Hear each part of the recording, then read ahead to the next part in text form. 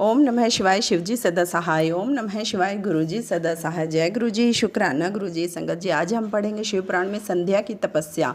ब्रह्मा जी ने बताया, जब मैं कामदेव को श्राप देकर अंतर्ध्यान हो गया तथा शिवजी भी चले गए, तब मेरी पुत्री संध्या दुखी होकर सोचने लगी कि मुझसे बढ़कर पापिन कौन होगी, जिसे देखकर पिता व भाई के मन में काम वासना जागृत हो जाती है। इस कारण मैं स्वयं ही इसका प्रायश्चित करूंगी। संध्या ने चंद्रभागा नदी के तट पर स्थित चंद्रभागा पर्वत पर जाकर तपस्या करने लगी।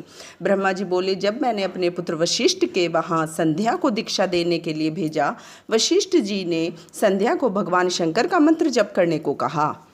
इससे तुम्हारे सभी मनोरथ पूर्ण होंगे। ओम नमः शिवाय मंत्र से ओम को बाद में लगाकर मौन धारण कर तप करो तथा मौन रखकर ही स्नान करके शिवजी की पूजा करो। आहार के रूप में केवल जल ग्रहण करो, इससे तुम्हारी तपस्या फलदायक बन जाएगी। शिवजी तुम्हारे सभी मनोरथों को पूरा करेंगे। इस प्रकार संध्या को वशिष्ठ जी ने तपस्या की सब विधि समझा दी। ओम नमः शिवाय शिवजी सदा सहाय। ओम नमः शिवाय गुरुजी सदा सहाय। शिवजी द्वारा संध्या को वरदान।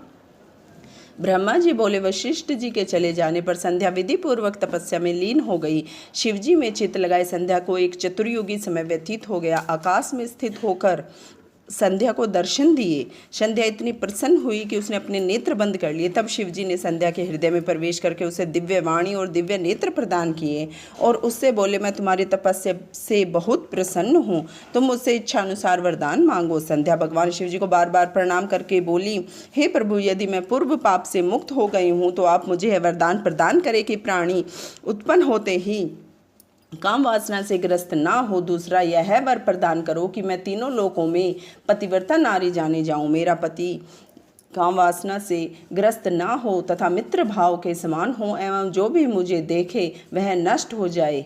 भगवान शिव जी ने तथास्तु कहकर संध्या से पुनः कहा, हे पुत्री, अब मैं मनुष्यों की आयु को 4 भागों में विभाजित कर देता हूँ, शैशव, कुमार, यौवन और वृद्ध। प्राणी जब यौवन अवस्था में आएगा तब ही उसे काम वासना जागृत होगी। अब कोई भी प्राणी जन्म लेते ही कामी नहीं होगा। इस त्रिलोकी में तू सर्वश्रेष्ठ सती होगी।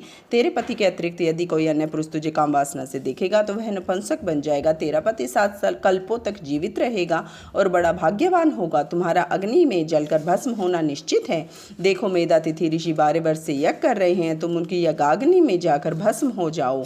इसी पर्वत के नीचे मेधातिथि तपस्या में लीन होकर यज्ञ कर रहे हैं। तू जैसा पति चाहे वैसा संकल्प मन में धारण करके अग्नि में प्रवेश कर जा। तू पुनः तपस्या करेगी और त्रेता में दक्ष की कन्या बनकर यथा योग्य व्यक्ति के संग ब्याही जाएगी। ओम नमः शिवाय शिवजी सदा सहाय। ओम नमः शिवाय गुरुजी सदा सहाय।